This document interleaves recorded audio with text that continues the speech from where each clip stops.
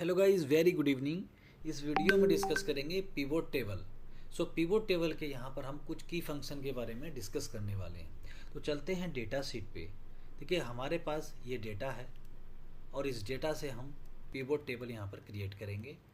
कुछ मेन की फंक्शन के बारे में हम बात करेंगे। देखिए डेटा को मैंने किया सेलेक्ट करने के बाद इंसर्ट देन पिवोट टेबल, या फिर इसका शॉर्ट की होता है ऑल्ट एंड वी। यहाँ पर हम इस पिवोट को चाहते हैं कि एक नई सीट पर लेके आना, तो हम बाय डिफ़ॉल्ट यहाँ पर न्यू वर्कशीट यहाँ पर आएगा। यदि एग्जिस्टिंग पे चाहते हैं तो यहाँ पर हम ले सकते हैं। अभी के लिए यहाँ पर हम एक नई सीट यहाँ पर लेते हैं। सीट नंबर 2 में यहाँ पर हम आ चुके हैं। देखिए रिकमेंडेड ये है कि जब भी आप पिवोट टेबल बनाएं, basically pivot table multiple purpose से बनाया जाता है। जैसे कि आपने डेटा डाउनलोड किया, पिवट बनाया और कस्टमर, क्लाइंट, वेंडर और टीम को आगे फॉरवर्ड कर दिया। सिंपली एक कैलकुलेशन किया जल्दी और भेज दिया। सेकंड, आपके पास अपना कोई मास्टर डेटा है, आप उस पर पिवट टेबल बनाते हैं, कुछ इंसाइट निकालते हैं, कंडीशनल फॉर्मेटिंग लगाते हैं। इन दैट केस आप थोड़ा सा एक अच्छे लुक में उस पिवट टेबल को बना सकते हैं। देखिए यहाँ पर कुछ इस तरह से इंटरफेस आया। तो रिकमेंडेड है कि आप राइट क्लिक कीजिए, go to pivot table options, और यहाँ पर आप ऑप्शन में देखेंगे एक डिस्प्ले का यहाँ पर आपको ऑप्शन मिलेगा।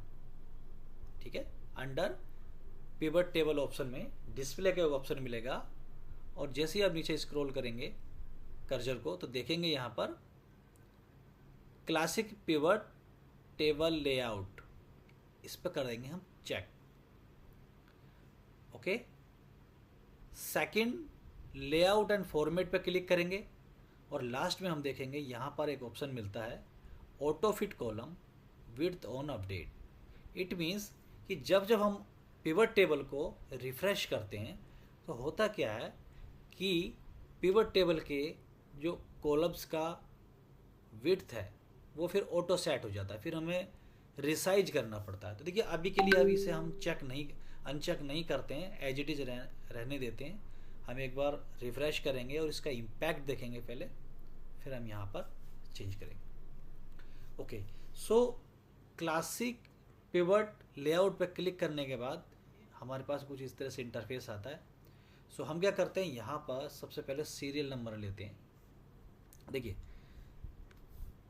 लेफ्ट हैंड साइड में हमारे पास क्या एक मैसेज दिख रहा है, ड्रॉप रो फील्ड हेयर, और फ्रंट में राइट हैंड साइड में एक जो बड़ा बॉक्स है, यहाँ पर हमें क्या दिख रहा है, drop value field here, drop row field here, drop value field here. ये जो बड़ा सा बॉक्स है राइट हैंड साइड में, यहाँ पर हमें वह सब चीज़ डालनी है जो नंबर में है, लाइक क्वांटिटी है, ओके, सेल्स क्वांटिटी है, अमाउंट है, ओके। इस तरह से हम यहाँ पर ड्रैग करना है और लेफ्ट हैंड साइड में हमें वो सब चीज़ डालनी है जो टेक्स्ट फॉर्म में है, जैसे नेम है, डिपार्टमेंट है, सिटी है, राइट। अभी हम क्या करते हैं, सीरियल नंबर को हम यहाँ पर लेते हैं क्योंकि हमें इसका कैलकुलेशन नहीं करना है सीरियल नंबर का। नेक्स्ट लेते हैं मार्केट। मार्केट हमारे पास यानी स्टेट। राइट क्लिक करते हैं, सब टोटल यहाँ से हटा देते हैं, अनचेक करते हैं सब टोटल पे। उसके बाद फिर हम चलते हैं प्रोडक्ट। प्रोडक्ट भी हमारा टेक्स्ट फॉर्म में, इसे भी हम यहीं पर ड्रॉप करते हैं। यहाँ से फिर से हम सब टोटल राइट क्लिक करने के बाद हटा देते हैं। ओके, फिर हम चलते हैं डेट में। डेट भी हम यहाँ पर ड्रॉप करते हैं, फिर से हम सब टोटल यहाँ से हटा देते हैं। और जो डेट्स है यहाँ पर हम करते हैं राइट क्लिक एंड ग्रुप, और ग्रुप करने के बाद यहाँ पर इसे हम मंथ में कन्वर्ट कर देते हैं। तो यहाँ पर ये मंथ में आ गया है। यदि हम चाहते हैं कि ईयर में कन्वर्ट करना, तो हम इसे यहाँ पर ग्रुप देन ईयर, यहाँ पर ईयर में कन्वर्ट कर देंगे। ओके, तो यहाँ पर हमारे पास ईयर आ चुका है। ओके, नेक्स्ट हम चलते हैं, सेल्स क्वांटिटी हम डालते हैं यहाँ पर क्योंकि ये इसका हमें कैलकुलेशन करना है, सम करना है, एवरेज करना है, जो भी हमारा रिक्वायरमेंट रहने वाला है। तो यहाँ पर हमने इसे ड्रैग किया, ड्रैग करने के बाद बाय डिफ़ॉल्ट यहाँ पर 1 आ रहा है। राइट क्लिक करेंगे, राइट क्लिक करने के बाद हम देखेंगे समराइज वैल्यू बाई, यहाँ पर काउंट आ रहा है, जबकि हमें क्या करना है, सम। तो हम सम पर जैसे ही क्लिक करेंगे कुछ इस तरह से डेटाबेस हमारे पास आ जाएगा। अभी देखिए इस पिवट को मैं हम करते हैं रिफ़्रेश। तो देखिए जैसे हमने रिफ़्रेश किया, ये जो कॉलम विड्थ है ये स्टैंडर्ड जितना बाकी कॉलम का आप देख पा रहे होंगे सिम उतना ही हो गया है। देखिए फिर से इस कॉलम का हमने विड्थ को इंक्रीज किया और हम करते हैं रिफ़्रेश, फिर से ये कॉलम का विड्थ एज इट इज हो गया। सो इस प्रॉब्लम को अवॉइड करने के लिए हम क्या करेंगे, right click and pivot table options. ये जो ऑप्शन है अंडर लेआउट एंड 4 बिट में ऑप्शन है auto fit column width on update. Auto fit नहीं होगा अपडेट करने पे अगर हम इसका चेक का निशान यहाँ से हटा देंगे। तो यहाँ पर हमने किया, अभी हम फिर से रिफ़्रेश करते हैं। देखिए हम रिफ़्रेश कर रहे हैं लेकिन कॉलम का विड्थ जितना हमने सेट कर दिया वो एज इट इज रहने वाला है, राइट। ओके, व्यू में जाते हैं और ग्रिड लाइंस पे यहाँ पर अनचेक कर देते हैं, कुछ इस तरह से इंटरफेस हो जाएगा। अब देखिए जो डेटा है हमारा, इस डेटा के बाद में हम एक और लाइन ऐड करते हैं, एक लाइन आइटम, और यहाँ पर लिखते हैं ए। ओके, यहाँ पर ये सेम डेट लेते हैं 555, IM लिख देते हैं और 1 2 3 4 5 यहाँ पर हमने ऑलरेडी लिया हुआ है 6 5 4 3 2 1। ये हमने एक डेटा लिया और डेटा लेने के बाद हम क्या करते हैं, इसे रिफ़्रेश करते हैं। रिफ़्रेश अभी तो देखिए हमने यहाँ पर रिफ़्रेश किया लेकिन डेटा हमारा यहाँ पर अभी नहीं आया है क्योंकि लास्ट में हमारा डेटा ABC तक है। सो हम नॉर्मली क्या करते हैं, एनालाइज में जाते हैं, सोर्स चेंज में जाते हैं, डेटा का सोर्स को हम यहाँ से इंक्रीज करते हैं, यानी बढ़ाते हैं, सोर्स के अंदर में लेते हैं, फिर हम ओके करते हैं और डेटा हमारा यहाँ पर आ जाता है। देखिए ए 555 IM हमने लिखा था और ये हमने रेडअप एक सेल्स क्वांटिटी लिखा था। तो यदि आप चाहते हैं कि बार बार आपको सोर्स चेंज ना करना पड़े, उसके लिए आपको क्या करना होगा, इस डेटा को टेबल फॉर्मेट में कन्वर्ट करना है। तो टेबल फॉर्मेट में कन्वर्ट करने के लिए आप डेटा में कहीं भी कर्सर रखेंगे, कंट्रोल T प्रेस करेंगे तो डेटा आपका इस तरह से सेलेक्ट हो जाएगा। बाय डिफ़ॉल्ट यहाँ पर आएगा चेक का निशान, इसे एज इट इज रखना है यदि आपने पहले से ही हेडिंग दिए हुए हैं। सो आई क्लिक ओके। देखिए अभी मैंने इसे ओके किया तो ये मेरा डेटा यहाँ पर टेबल में आ चुका है। अभी हम यहाँ पर लिखते हैं BBB और सेव डेट, यहाँ पर कोई और डेट यहाँ पर हम ले लेते हैं, ठीक है, 666 MMM। ओके, और कोई भी सेल्स क्वांटिटी 8888 यहाँ पर हम डाल देते हैं। फिर से चलते हैं हम शीट्स में, शीट्स 2 में हम काम करें, इसे नाम दे देते हैं pivot table. Okay, pivot table हमने इसे नाम दिया। अब देखिए हम क्या करते हैं, एनालाइज में जाते हैं और सिंपली यहाँ पर करते हैं रिफ़्रेश, और रिफ़्रेश करने के बाद हम डेटा को चेक कर लेते हैं। तो देखिए BBB जितना हमने लास्ट में लिखा था वो हमारा डेटा इसमें ऐड हो गया है। तो यदि आप चाहते हैं कि आपका डेटा ओनली रिफ़्रेश करने पे ऐड हो जाए, तो जो भी आपका डेटा सीट है जहाँ पर डेटा है वो टेबल फॉर्मेट में होना चाहिए। तो टेबल फॉर्मेट में करने के लिए आप डेटा में कहीं भी कर्सर रखेंगे, कंट्रोल T, और आप इसे टेबल में कन्वर्ट कर लेंगे। सेकंड, अब आपका ये डेटा टेबल में कन्वर्ट भी हो गया, यहाँ पर अब रिफ़्रेश करने पर डेटा आ रहा है। अभी एक और ट्रिक की हम बात करेंगे, वह है शो रिपोर्ट फिल्टर। तो देखिए बाकी कॉमन फंक्शन है, आप स्लाइसर क्रिएट कर सकते हैं, ओके, एंड डिजाइन में आप जाएंगे तो कोई भी एक टेबल ले सकते हैं, वो that is some like intermediate और basic kind of function. So जो भी आपको पसंद आता है आप कोई भी एक डिज़ाइन सेलेक्ट करेंगे, that can be done, that is different. Okay, अभी हम कुछ ऐसे फंक्शन की बात करेंगे।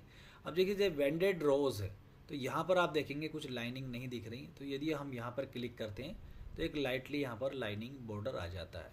सिमिलरली कॉलम में भी यहाँ पर आ जाता है। तो कॉलम में इसलिए नहीं दिख रहा है, यहाँ पर ऑलरेडी हमारे पास कुछ इंटरफेस दिख रहा है। अगर मल्टीपल कॉलम्स होते हैं तो यहाँ भी इफेक्ट दिखेगा। इसके अलावा हम बात करते हैं शो रिपोर्ट फिल्टर। अब हम चाहते हैं कि हमारा पास जो डेटा है ये स्टेट वाइज अलग अलग सीट बन जाए। ओके, सो उसके लिए हम क्या करेंगे, उसके लिए हम इस मार्केट को फिल्टर में ड्रैग कर देंगे। मार्केट को फिल्टर में ड्रैग करेंगे पहला, फिर हम जाएंगे analyse, under analyse pivot table.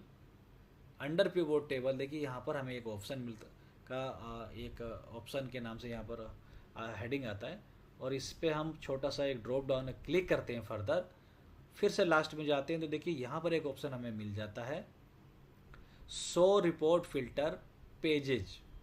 इस पर हम करेंगे क्लिक। क्लिक करने के बाद हमारे पास कुछ इस तरह से इंटरफेस आता है शो रिपोर्ट फिल्टर। यानी जैसे ही हम इस पर क्लिक करेंगे हमारे पास जितने भी स्टेट यहाँ पर हैं स्टेट वाइज अलग अलग एक्सेल सीट क्रिएट हो जाएगी। So see the magic, I will click okay. So देखिए हार्डली 1 सेकेंड भी नहीं लगा होगा, स्टेट वाइज अलग अलग सीट यहाँ पर बन चुकी हैं। So this is the magic of pivot table function show report filter. और एक फंक्शन की यहाँ पर हम डिस्कस करेंगे। Okay, sheet 1 and data sheet में अभी हम जाते हैं। तो देखिए डेटा शीट में हम आ गए। यदि आप चाहते हैं कि जब भी आप कोई डेटा ऐड करें, ना ही आपको सोर्स चेंज करने की ज़रूरत पड़े और ना ही आपको पेज रिफ़्रेश करने की ज़रूरत पड़े, जैसे ही आप डेटा ऐड करें ऑटोमेटिकली डेटा पिवट में आ जाए। तो अभी मैं इस डेटा को पिवट टेबल के जस्ट पास में रख लेता हूँ। Okay, to save the time. Okay, so हमारे पास पिवट टेबल, अभी हम किस पिवट में काम कर रहे हैं, लास्ट में, राइट। सो लास्ट में पिवट टेबल को उठा के हम ले आते हैं शुरू में। यह है हमारा पिवट टेबल शीट जिस पे हम काम कर रहे हैं अभी, ठीक है। सो हम चाहते हैं कि जैसे ही हम डेटा में कुछ भी ऐड करें ऑटोमेटिकली यहाँ पर ऐड हो जाए, यहाँ पर ऐड हो जाए। तो अभी के लिए हम एच डी यहाँ पर मार्केट को उठा के यहाँ पर डाल देते हैं।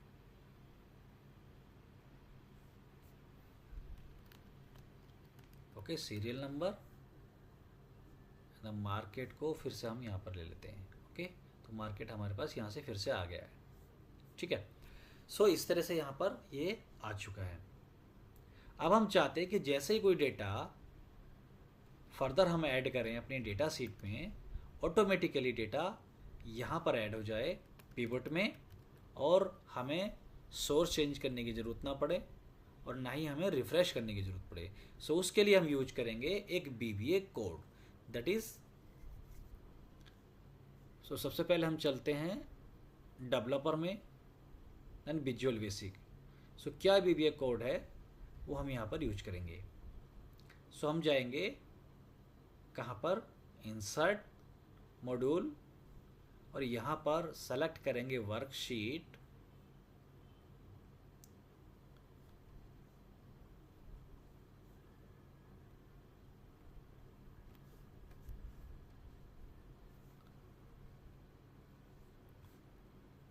File, closure return, right click pivot table में। ओके, एंड यहाँ पर हमें करेंगे व्यू कोड करने के बाद नेक्स्ट हम यहाँ पर देखेंगे एक छोटा सा ड्रॉप डाउन आएगा। व्यू कोड करने के बाद देखिए आप ये यहाँ पर देख पा रहे हैं एक लाइट ग्रे ऑप्शन यहाँ पर आ गया है, यानी हम पिवट टेबल वाली सीट में कोडिंग कर रहे हैं। पहले हम ट्राई कर रहे थे ओवरऑल मॉड्यूल में कोडिंग करने का जो हर एक फाइल में काम करे। यदि हम सीट के अंदर राइट क्लिक करने के बाद व्यू कोड करने के बाद यहाँ पर कुछ कोडिंग करते हैं बीबीए कोडिंग, सो पार्टिकुलरली उस सीट में काम करता है। ओके, तो यहाँ पर हम करते हैं वर्कशीट, और वर्कशीट सेलेक्ट करने के बाद एक कोड हम लिखेंगे, that is very simple code. Code क्या है? This workbook dot refresh all, this workbook dot refresh all. ऐसा करने पर हम क्या करेंगे, वापस आएंगे क्लोज टू रिटर्न और इस फाइल को सेव एज करेंगे, ठीक है। हम इसी फोल्डर में अभी सेव एज करेंगे, मैक्रो लिख देते हैं, ओके। सेव एज करेंगे किस फॉर्मेट में? एक्सेल मैक्रो इनेबल्ड वर्कबुक, इस पर करेंगे हम क्लिक करने के बाद इसे हम सेव कर लेंगे, ओके। ये फाइल यहाँ पर हमारी सेव हो चुकी है। तो अभी देखिए हम एक डेटा यहाँ पर ऐड करते हैं। इस बार हम करते हैं CCC और डेट हम कोई भी एक ले लेते हैं और यहाँ पर करते हैं 777, यहाँ पर करते हैं हम NNN और यहाँ पर हम करते हैं 9999, ओके। मान लेते हैं कि रैंडम डेटा हमने यहाँ पर ऐड किया। तो चलते हैं पिवट टेबल में। देखिए अभी डेटा इंस्टेंटली हमारे पास यहाँ पर पिवट में ऐड हो गया है, 77CCNN, ओके। और ये डेटा यहाँ पर ऐड हो गया। तो इस तरह से आप पिवट टेबल, यदि आपके पास अपना कोई मास्टर डेटा है जिसमें आप पिवट टेबल बनाना चाहते हैं, इनसाइड निकालना चाहते हैं और मल्टीपल कैलकुलेशंस करना चाहते हैं, बाकी फर्दर आप उसमें कैलकुलेशंस कर सकते हैं, डिजाइनिंग कर सकते हैं।